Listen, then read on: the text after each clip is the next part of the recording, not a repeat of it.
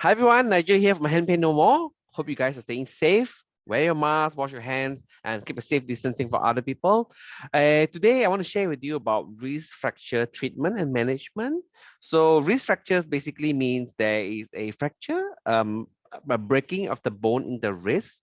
So, there's two bones in the wrist. There's one bone that's directly under the thumb. That's called a radial bone, the radial one, and there's one more, the ulnar one, which is on the little finger side. So, little finger side bone and thumb side bone. So the thumb side bone is called a radial bone, and the radial bone is the one that breaks most of the time, simply because it takes on most of the forces that goes through the wrist. The radial bone takes around 80% of the force that goes through the wrist. So therefore, if you fall, somebody hit you, the radial bone is the one that usually breaks first. Um, so there's only two options typically with wrist fracture treatment. Is basically, is it surgery or no surgery? Okay, and it's all depending on the what's the issues. So when is it not for surgery? Not for surgery if patient really don't want to have surgery, and it's gray line areas such that if patient manage well, it's fine.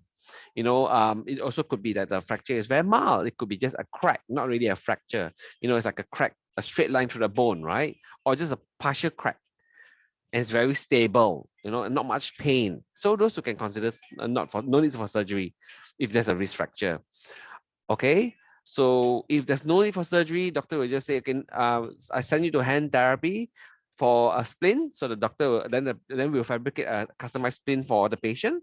It's a plastic splint that we make for you on the spot, customized to your hand, to your bones, and which for non-surgery you probably have to wear for about 4 to 6 weeks before you can start active hand therapy. And then I'll share with you later about the details, what the process of wrist fracture hand therapy treatment. So if it's for surgery, why? Okay. When is it for surgery? It's for surgery when there's open fracture. So open fracture means that the broken bone has pierced through the skin. Obviously, it's bleeding. That would obviously should need surgery. Number one. Number two, the fracture is complex. Complex fracture could be a fracture that is at the joint itself. If it's middle of the bone is one thing. If it's at the joint itself, it's more complicated. So that likely will need a surgery to repair the fracture of the wrist at the joint. It could be one that involves a multi-part fracture. For example, instead of just a one break in the middle, it could break in two or more pieces. So open fractures have to have operation for the wrist fracture. If it's a fracture at the joint itself of the wrist joint itself, if there is multi-part fracture, or there's two bone fracture, for example, the radial and ulnar bone fracture. So it depends on the complexity. So with this kind of more complex cases, most likely you need a wrist fracture surgery where the doctor will do open reduction internal fixation, means that they open up and they put like a strong metal plate and then they bolt it in. This gives you a really, really strong foundation to your bone, and then you can be certain that the bone will not, come apart from each other. So the difference with surgery and non-surgery is two things. Surgery, there's a surgery, so that means there's a wound and there's going to be a scar. Okay. But surgery means that you can probably start therapy after 1 week, 2 weeks. The only thing that gets in the way is the wound. It's because it bleeds, right? Sometimes it's a bit sore, patients are a bit scared.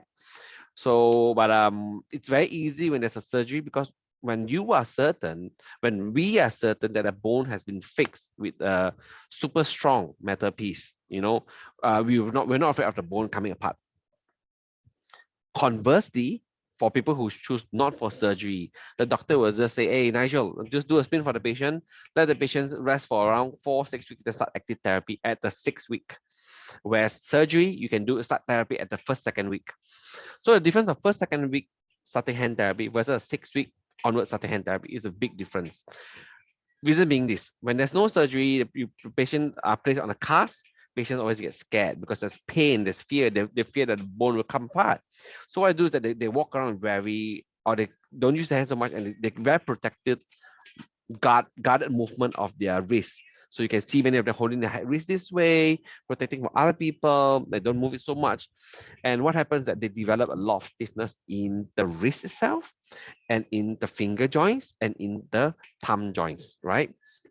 So something like a simple crack may result in stiffness of wrist joint, finger joints, which is three joints per finger plus two joints of the thumb.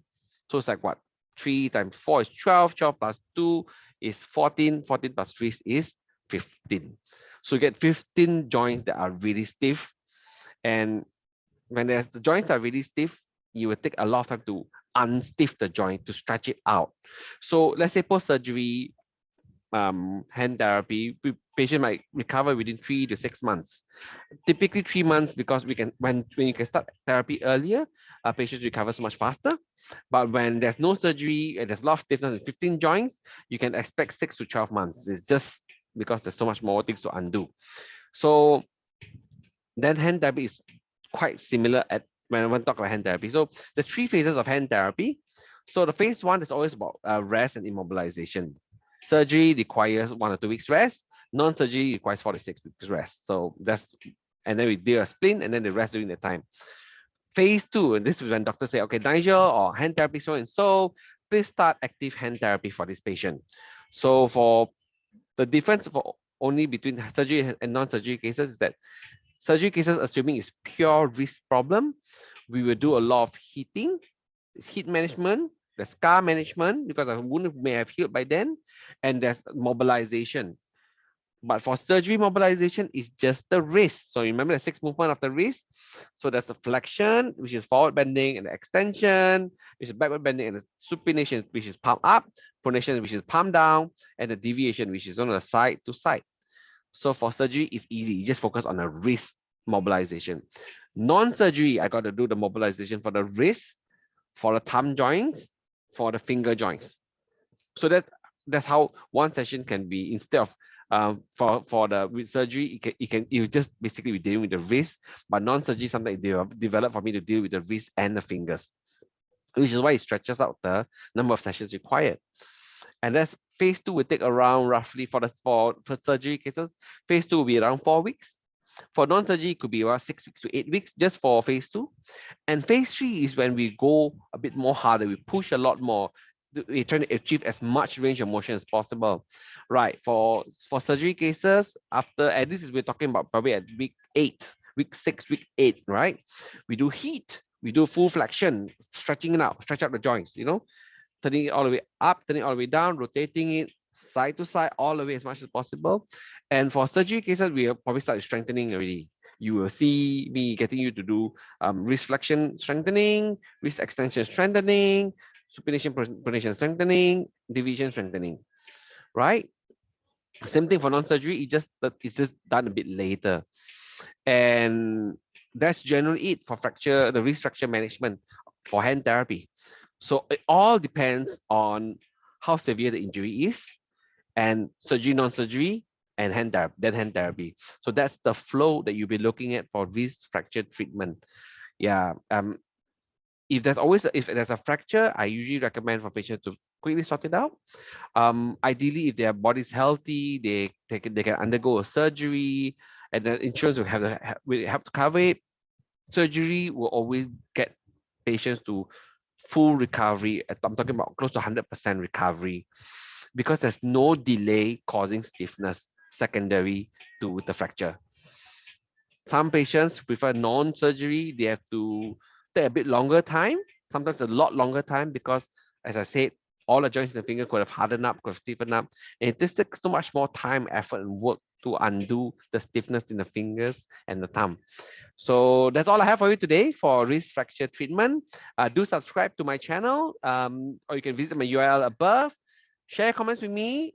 Please let me know what you need to share more about. Stay safe.